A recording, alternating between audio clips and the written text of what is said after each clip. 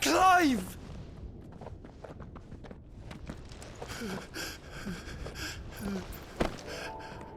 My brother.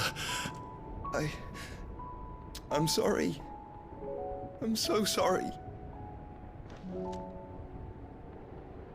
You're alive. We both are. Nothing else matters.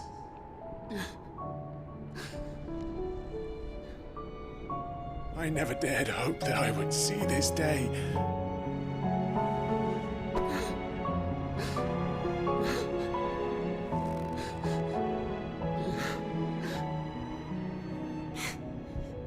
Reunited at last. Jill.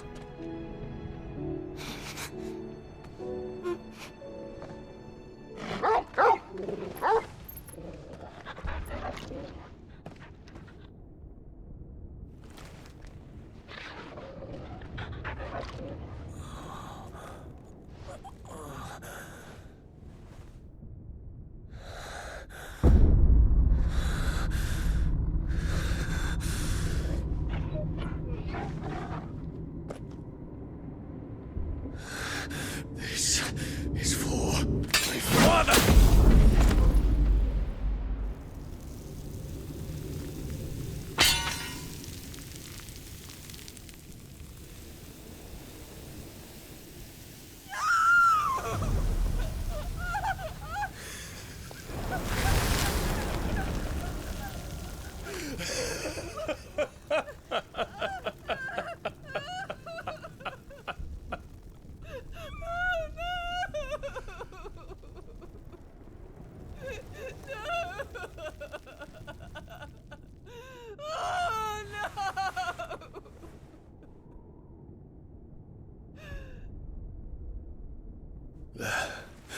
It is done.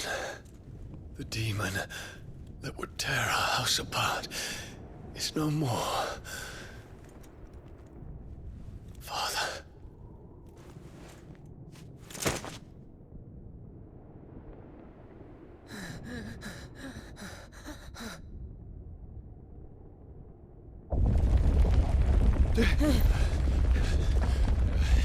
The Mother Crystal. It's collapsing. Right. We need to leave. No. Wait.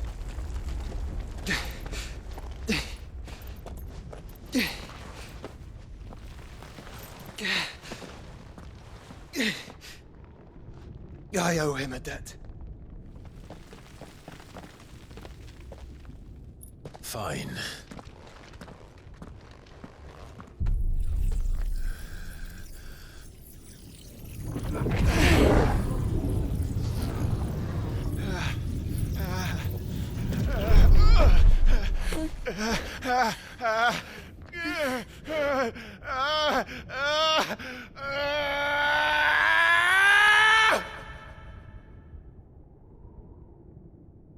You there. Tell me what section. Don't reinforce the Will walls. be found. What is our situation? Report, Captain. Could be Fires have spread. Can nothing be done to call them off? I regret not, Your Radiance. The Dragoons answer to none but His Imperial Highness. The Council is powerless to intervene. We're hearing reports of rebel Madness is this, Theon. throughout the neighboring districts. Focus all efforts on extinguishing the fires around the capital. The city can wait. Don't dally, man, go! Your Radiance. And I want you to find out if you can about the Dalmec's movements. By the light! Dion, have you taken leave of your senses? Call off the Dragoons at once! Fear not. The populace will come to no harm at their hands.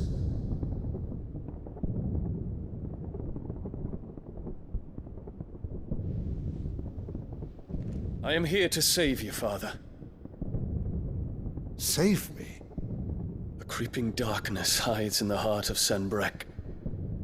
It stems from your wife, the traitorous Annabella.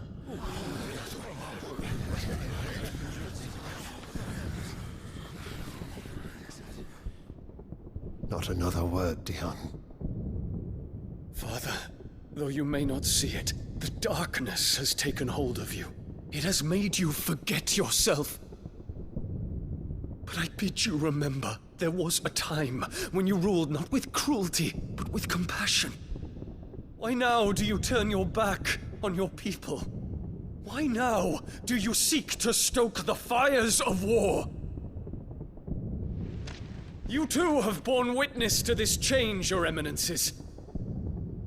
And you know, as well as I, who is responsible for it. A puppet now sits upon the throne, but cut his strings, and the master loses the power! What? Dion, you bear steel before your emperor? Guards! Take him!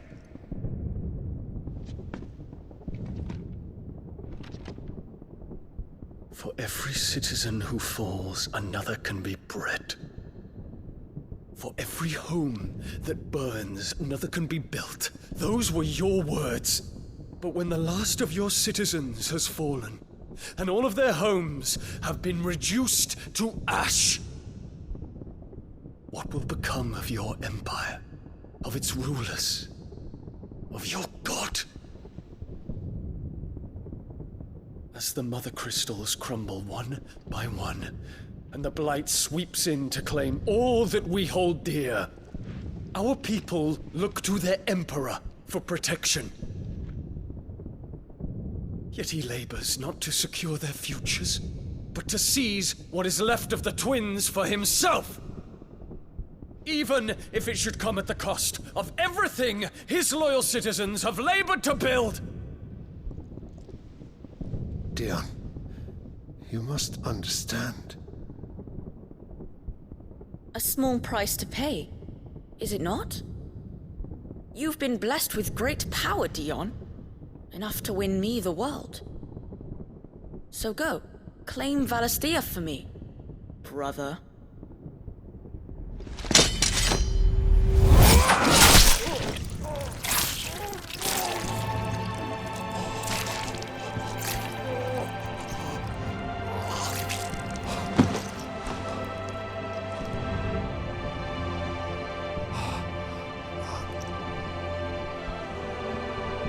Dion.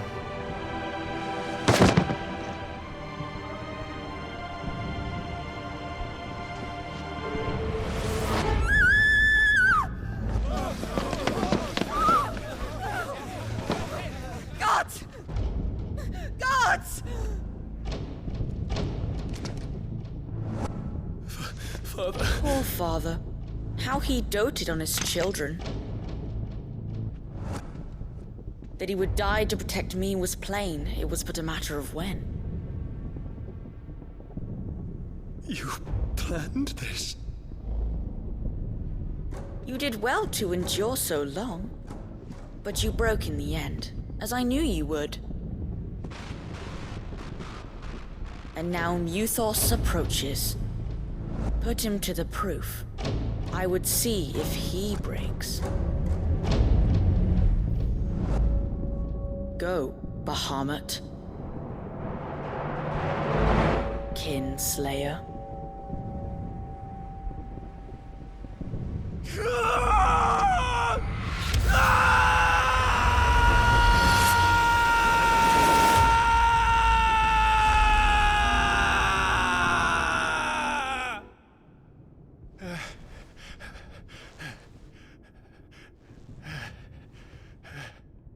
Not again.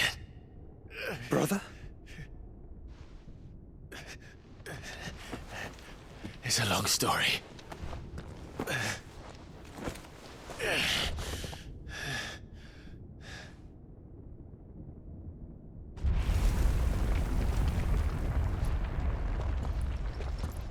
You cannot stay here, Mother. Come. Take my hand.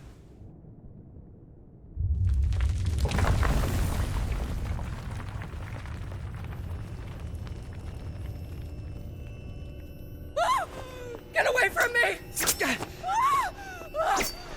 This is all just a dream, just a bad dream! You will not take me, Shadow! You will not take me!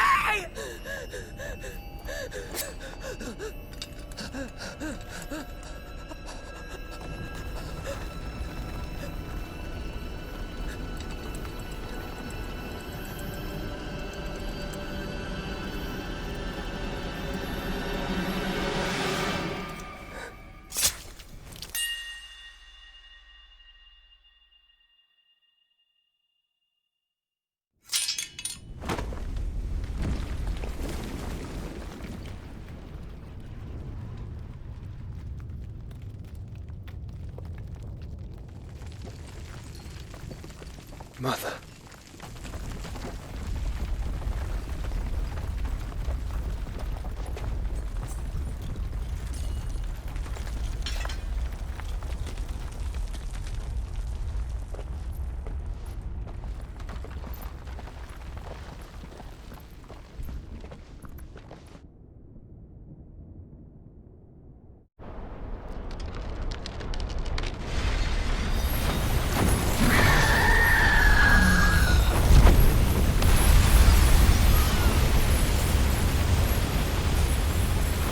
If it is consciousness that weaves your wills together,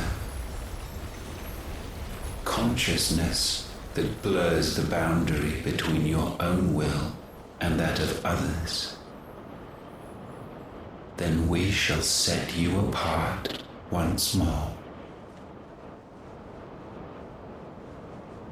The ties that bind you shall be severed, and humanity return to its proper place.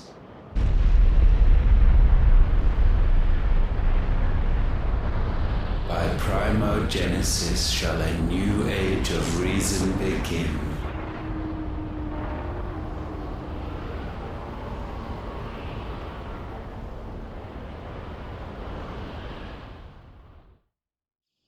Relax, Your Majesty.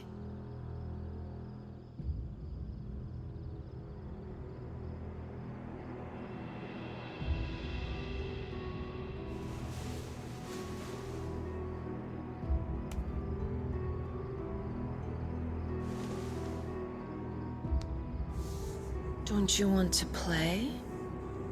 It's been a long time. If that is your wish. Men, you are as meek as all the others.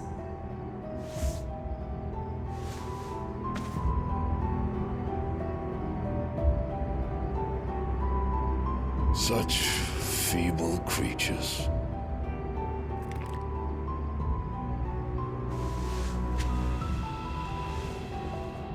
Gifted the power of icons, yet slaves to fickle emotions which usher you to your doom.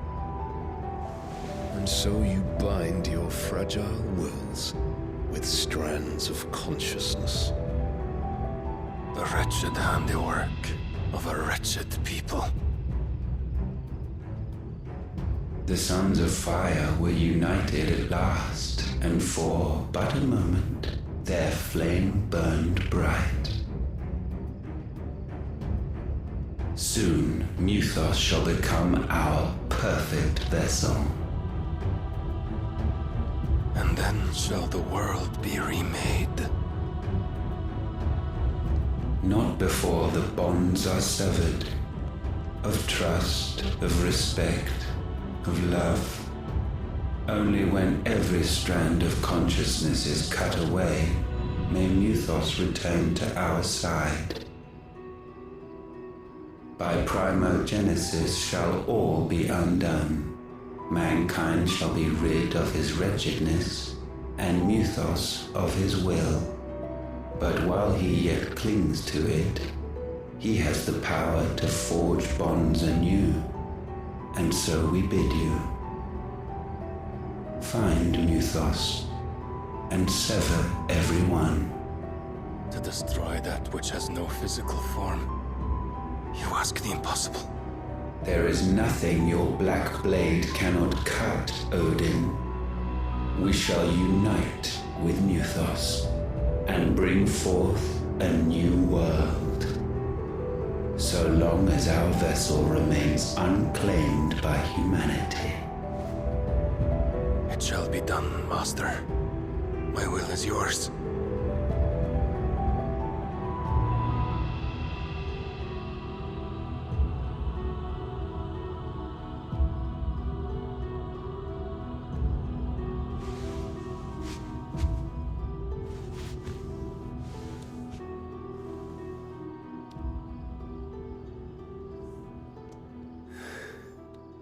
Mother.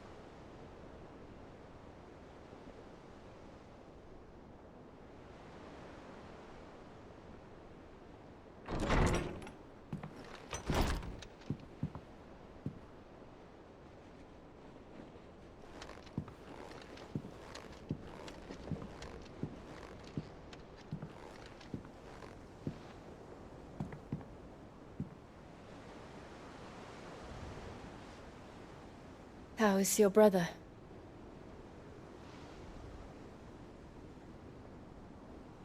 Asleep since I returned from the Dominion. Taya says he should be back on his feet soon enough. For a while, at least. She discovered something on his chest. A swelling, circled in stone. The curse.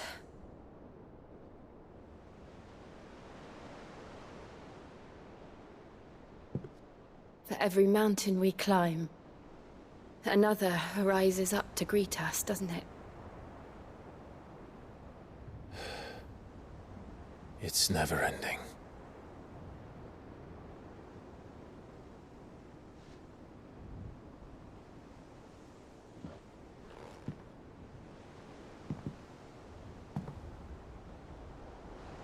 Even the sky seems to have grown tired of it all.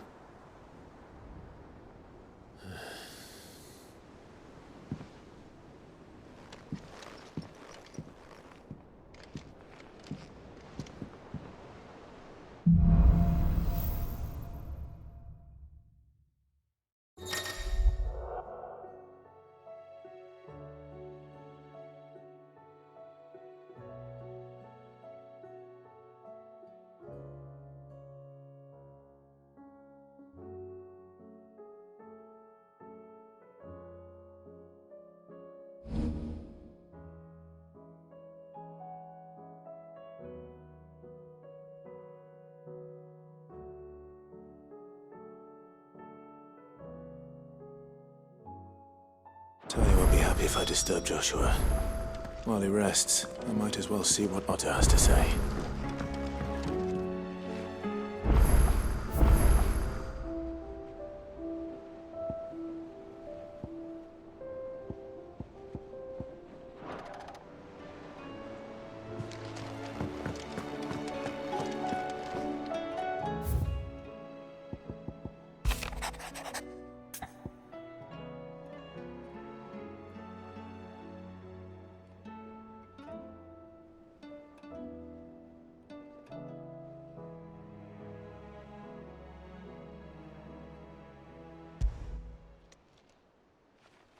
Hopefully it's nothing. But I should speak to Blackthorn just in case.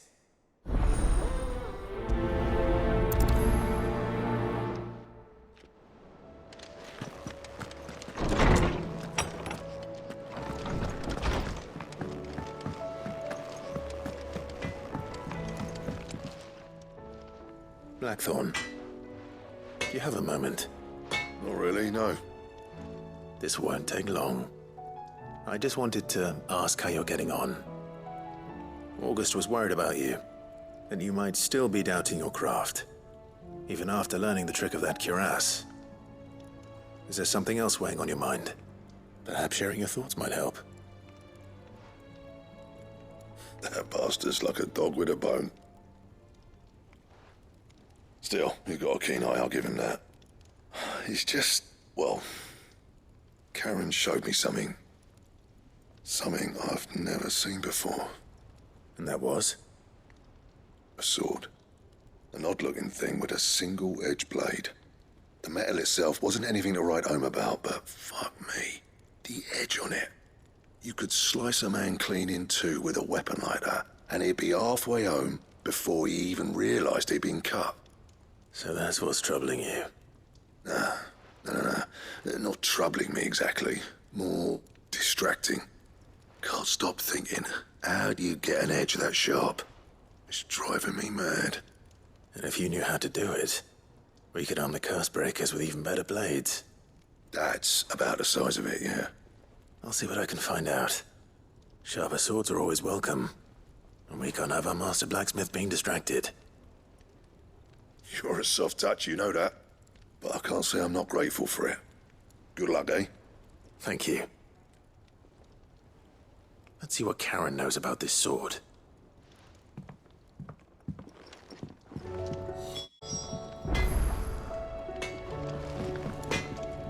So what do I owe the honor? You ever wonder where the hell Karen finds all these treasures of hers? That blade.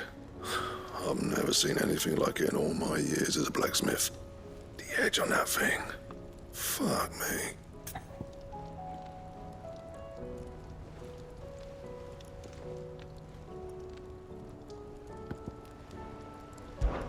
Fran about us, guys.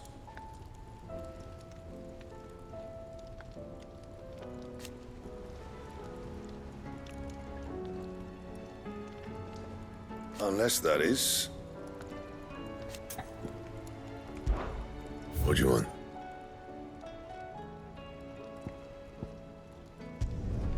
Should last you a good while. No scratches, all right?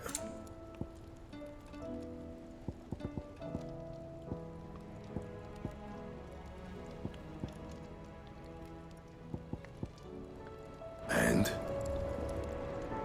Yep. So, what'll it be? That it? Fine. Thanks for not leaving me in the Dominion. If you hadn't come back, I might still be stuck there. I told Nan we flew back on the Phoenix, but she walloped me for telling fibs. Can you tell her it was the truth, Clive? You're looking well, Karen. What do you want? Out with it. I want to know about the sword you showed Blackthorn. Single-edged and extremely sharp. Running around after him again, are you? I suppose I am, yes. But I need to help him find out how to work an edge like that. It's driving him to distraction. Little wonder, I suppose. There's not many like that make it as far as the twins, and those that do go straight into private collections. Which made it nice and easy finding a buyer. Can you tell me who bought it? Where is it now? You think I tell people who my clients are? Suppose you're not likely to go nicking him off me, are you now? Fine. If you stop mooning at me like that. Lord Ignac's the man you want. Dalmekian bloke. Collects weapons and the like. And he's got more money than sense, which is why he's one of my favourite clients. Reckon he'll still be at the inn in Dalamil, where I left him. Thank you, Karen. Oh, and he's a touch eccentric, if you take my meaning. I appreciate the warning.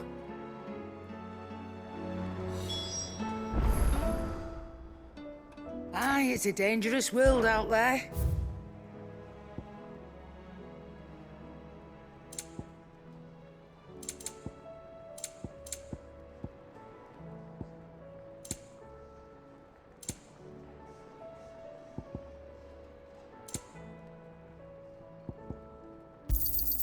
You'll not find a better price than that. It'd better all be here.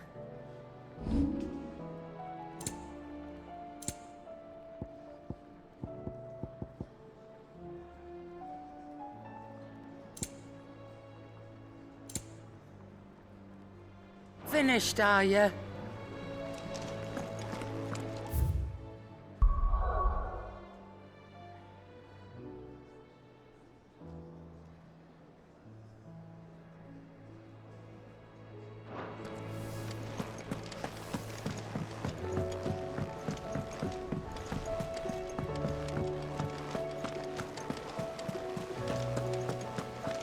Did you see that? Tell me you saw that.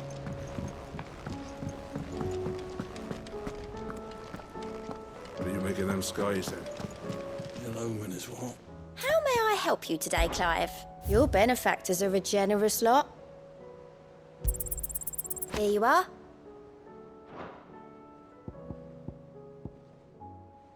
Come again. I may have more for you.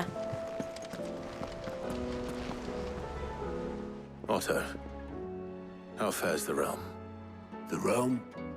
Oh, she's just fine. As long as you look past the fat storms out mother crystals and her skies are a roiling cesspit. And Gav? He's with your uncle in the Free Cities, helping Mid with her project. Sent an owl their way the moment the winds turned foul. Still waiting on a reply, though. Do you have any good news? Well, that depends on your definition of good. All right, fine. What do you suggest we do? Oh, no, I'm just the messenger. I leave the scheming to those more suited to the task. Could be that Lady Vivian and Old Holmes have their own thoughts on the current state of things. Could be that they don't. It certainly can't hurt to ask. I suppose not.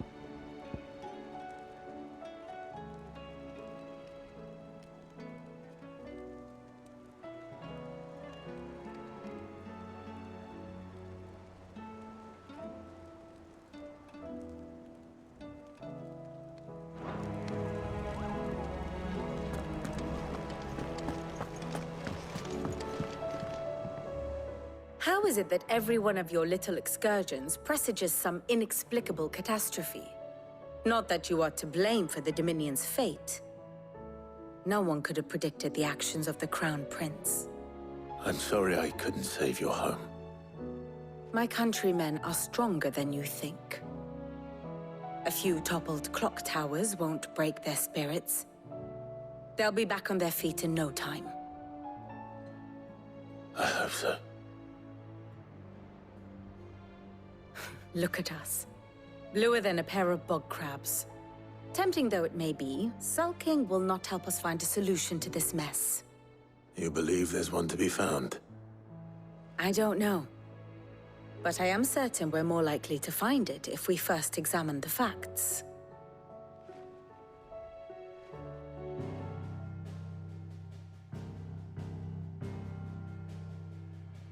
Beneath these darkened skies, fear and confusion reign over Valisthea. Oh, the lands around the fallen Mother Crystals had already begun to wilt for want of ether. But not like this. Crystals that filled wells and fueled furnaces, now nothing but pretty shards of rock. And those that hang from the people's necks cast nary a glimmer of light to keep the dark at bay. It is only a matter of time before the common folk convince themselves that the end of days is upon us.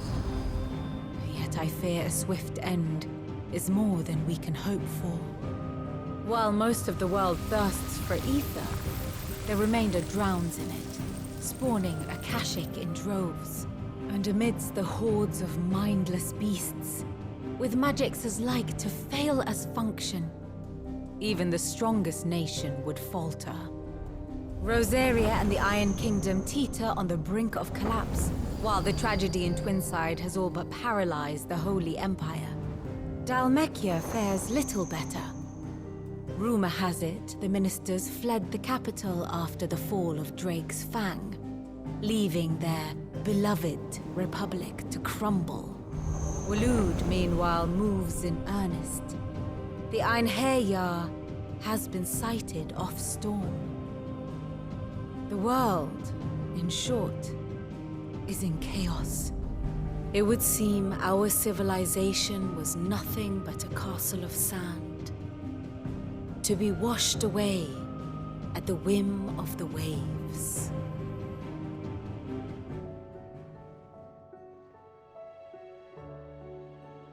A castle of sand. Not my best flourish, but it seemed fitting. The reports I've received are considerably more blunt in their appraisal. Without the protection of their nations, it will fall to the people to defend themselves against those who would take what is theirs. Which is only ever going to end one way. Defending a farmhouse against a band of chocobo thieves is one thing, but pitchforks and palisades will do little to stall an army's advance. Should the King of Waloed deign to invade, there would be none to stop him. None but us.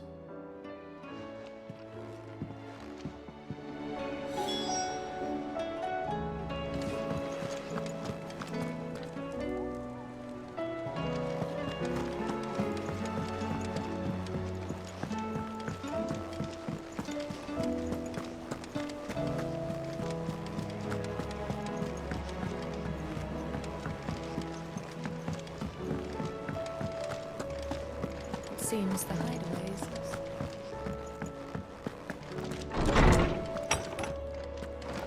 Is a storm coming, Sid? Will there be thunder?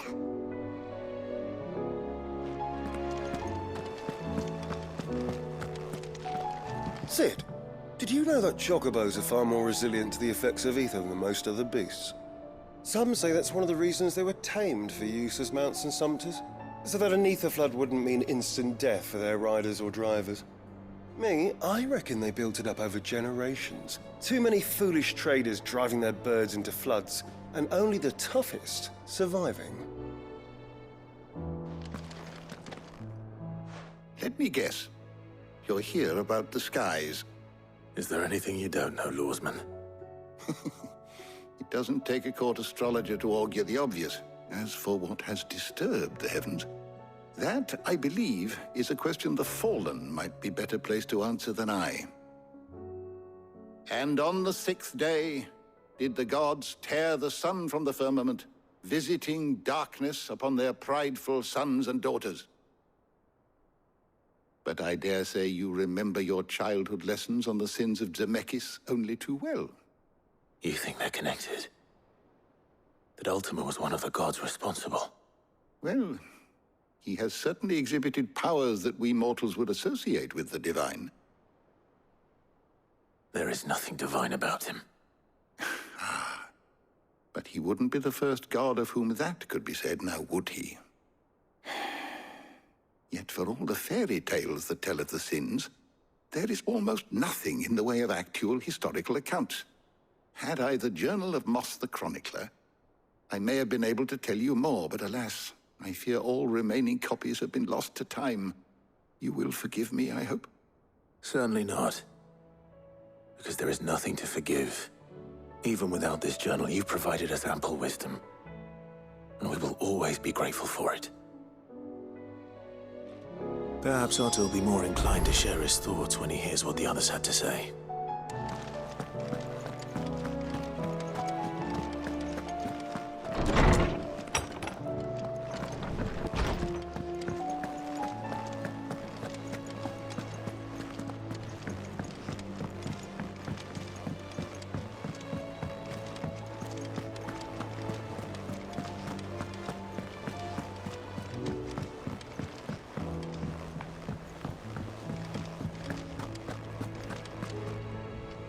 Clive, we have a problem. Only one. That would be a first. It would. Actually, there are three. We had as many owls arrive while you were at the shelves. Martha's got a Akashic out her gates, and talk of monsters roaming the hills outside of Northreach has put the wind up Isabel and her lot. And don't forget Dalimil. Lubor says the village was raided by bandits. When it rains... It fucking pours. The curse breakers are spread thin, taking stock of the damage in the Dominion. And even if I could get word to all of them, I doubt they'd get here in time to make any real difference. Which means... there's only two people who can. Jill and I. Let them know we're on our way.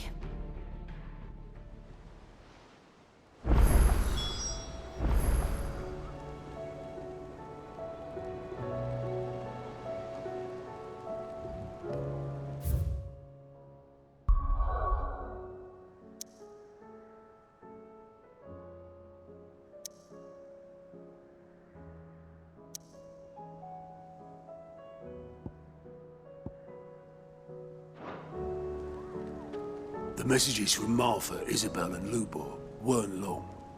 But what they lacked in detail, they more than made up for in urgency. Our friends need your help.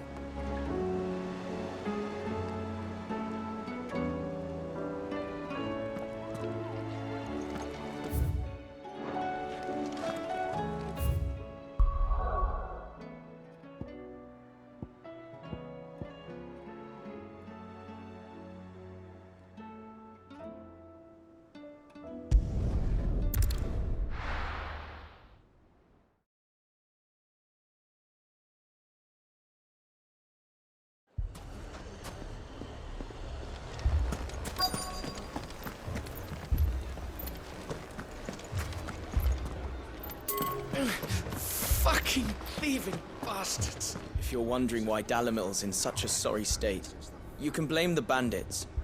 Them and the mercenaries who were guarding the gates. Though I can hardly fault them for running. Fighting would have meant death. Did for more than a few. A shop? Why would anyone do such a thing?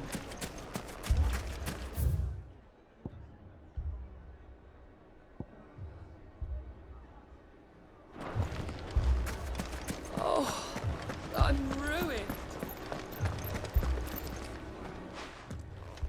Sid! Oh, your new companion appears much more formidable than your uncle. Should I be worried? You haven't been introduced. Jill, Clive has told me much about you. All lies, I'm sure. Your Stolas said that Dalimil has a bandit problem. Indeed. Although, you're a little late. They left with our food and guild days ago. Any idea where they went? The desert's a big place. Your guess is as good as mine. But the fact is, I have more immediate concerns. What did you say to me? What did you say? Ah, as if by magic. Let's just say we've yet to reach a consensus about how to solve Dalimil's little problem. And at this rate, it won't be the actions of the bandits which prove to be our undoing. It will be our own. I've tried reasoning with the dissenting parties, but even the Desert Hare has limits. Perhaps we could talk to them. What makes you think they'll listen to us? What makes you think they won't? She makes a fair point, Sid. And you won't have wasted much of your precious time if you fail. They're just across the courtyard.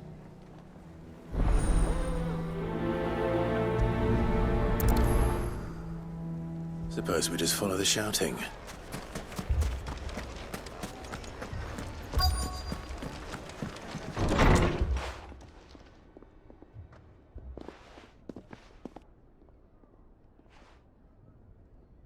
You wouldn't talk like that if it had been your men whose throats were slit. Blood for blood, it's the only way. We hire mercenaries and have them mount the bandits' heads on our walls as a lesson to the rest. And what happens when those mercenaries are slaughtered like your men? Are you going to hire more?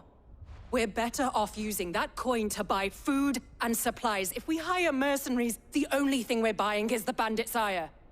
And you cannot fill empty bellies with that. Do you hear me? But what happens when they come back? Maybe it'll be your throat that's slit. That's enough. Both of you. Any more of this and I'll throw you out myself. Come back when you're ready to talk like adults.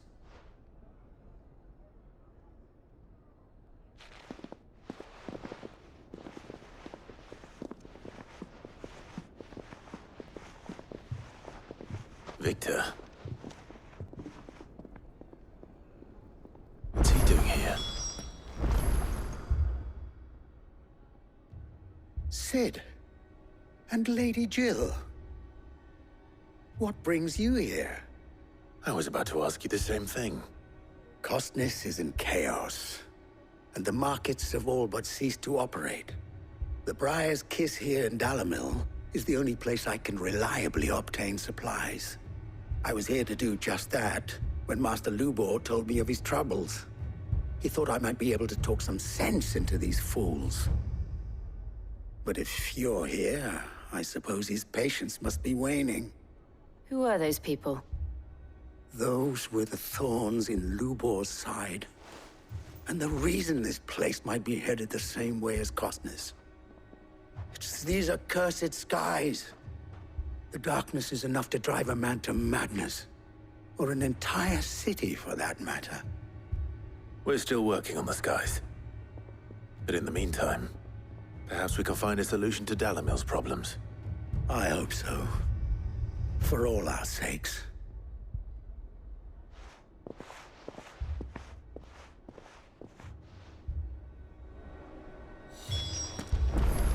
People take notice of wealthy men.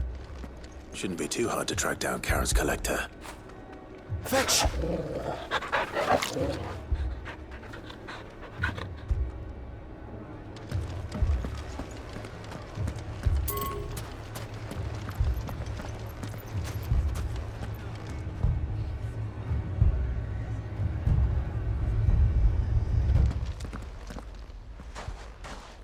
So, you see my predicament? What I saw was a room full of people who were angry and afraid. And with good reason by the sound of it. But if left to smolder, that anger and fear could set the entire town alight. My thoughts exactly. What to do? Both sides wish to protect their homes and livelihoods, if only they could agree on how. But as long as they are divided, we are vulnerable. And if there's one thing bandits like, it's an easy target. What would Sid the Outlaw suggest? Well, if it were my namesake, he'd let them choose for themselves and be on hand to pick up the pieces when it all went wrong. That sounds like a recipe for disaster. A recipe for disaster is precisely what it is. But perhaps that realization would be enough to make them question the ingredients. While it's plain neither Conrad nor Natalie will countenance the other's proposal, it may still be possible to make them doubt their own. Before presenting them with a third option. And that would be? To pool our resources and save the city ourselves. Why fight each other? When all that fear and anger can be directed at the bandits. It appears we have a plan of action. Victor, pay Conrad a visit. See if you can't convince him of his folly. I'll speak with Natalie. As you wish. Your faces are not well known in this town. That may prove useful. Don't worry, Victor and I will do most of the talking. You need only play along. Play along? What he means to say is yes.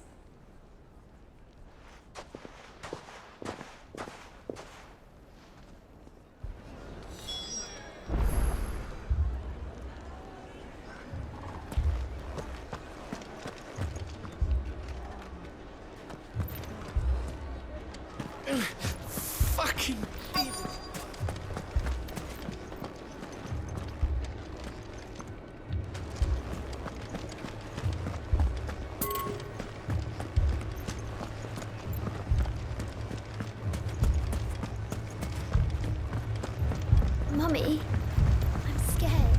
If I had my pickaxe, I would. I mean, it may still be All this after the last cell souls we paid for proved themselves such reliable souls. You'd have us throw good gill after bad.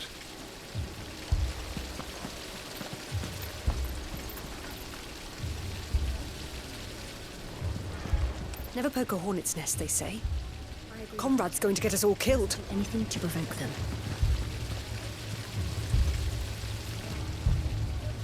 Ah, here he is now. Natalie, allow me to introduce Lord Underhill of Randalar's prestigious League of Merchants. Lord Underhill. At your service. Underhill. I was just telling the good lady of our conversation, my lord, and how you were lamenting the state of the capital's stores. Lubor says that not only are the granaries almost empty, but that war and the Blight mean this season's harvest won't be enough to fill them for winter. Indeed, certainly that is the case. The nobles in the capital are buying up the city's stocks of barley and wine, driving the prices higher than most commoners can afford. It is only a matter of time before the peasants revolt. It is worse than I thought. If what Lord Underhill says is true, I fear we have little hope of supplementing our stores, meager though they regrettably are. And while I applaud your endeavors to dissuade our more bellicose citizens from seeking vengeance, I sense Conrad is not wrong in his assessment of the bandits' likely return. Which means that now, more than ever, we will need to secure what little we still have. Food, weapons, herbs, everything. If our humble town is to endure not only this hardship, but those that are certain to follow, we must stand united. All right. If it will help to protect my home, I'll do it. But you needn't have gone through this charade.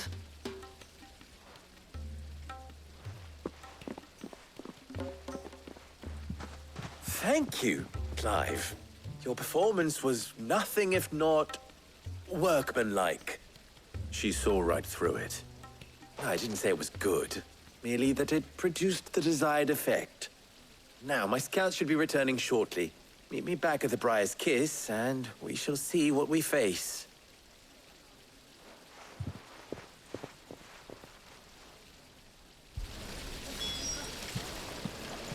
It appears I have no choice but to do what little I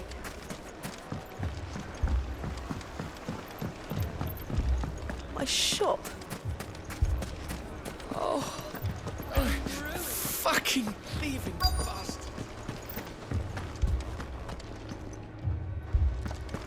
Haven't we had enough fighting? Welcome. If you're hoping for a bed, I'm afraid you'll have to look elsewhere. One of our wealthier patrons has purchased the use of every room. My reputation will be ruined! Ruined!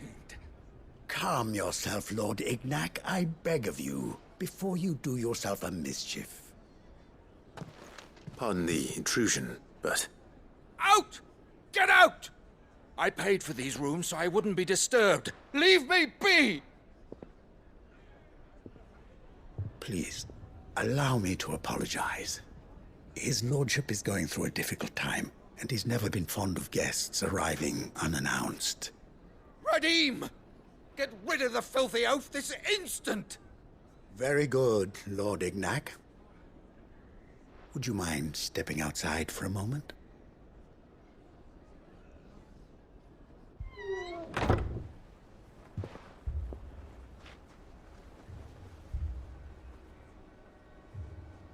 I'm sorry if I've caused you any trouble. That? Oh, no. That's just how his lordship is. Though the morning's events have left him somewhat fractious. He has been dispossessed of his luggage, you see. The thieves also made away with a considerable amount of coin.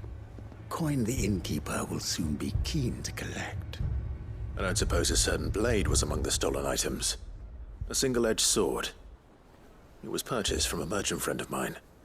Ah, you know Lady Karen. Yes, I'm afraid it was. Then I'll retrieve Lord Ignac's luggage. But I have one condition. You have but to state it. You are welcome to anything that is within my power to grant. I want an audience with Lord Ignac. A few minutes should be enough. Then I'll be on my way. A condition I would be a fool to refuse. Of course, you shall have your audience. I don't suppose you saw where the thieves went? I did not, no. Though some discreet inquiries made on his lordship's behalf mean that I know where you might find them. The bandit's bed. Every ill-gotten coin in Dalimil is said to pass through that disreputable corner of the Valcroy. And that's where I'm heading. I shall speak to Lord Ignac in your absence, and arrange for an audience upon your triumphant return. That will be very kind of you. Farewell, and best of luck.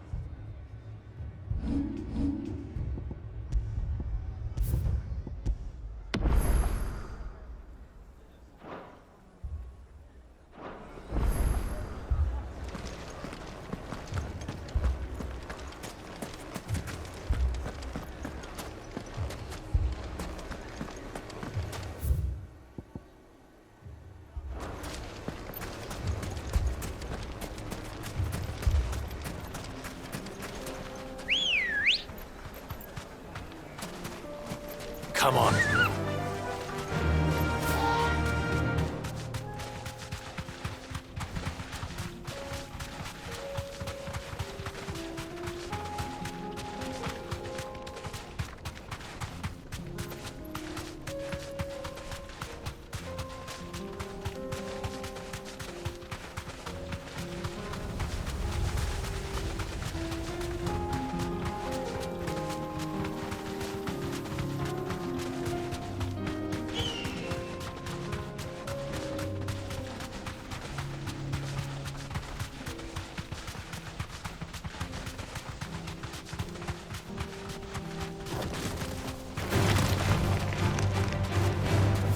You deserve a rest.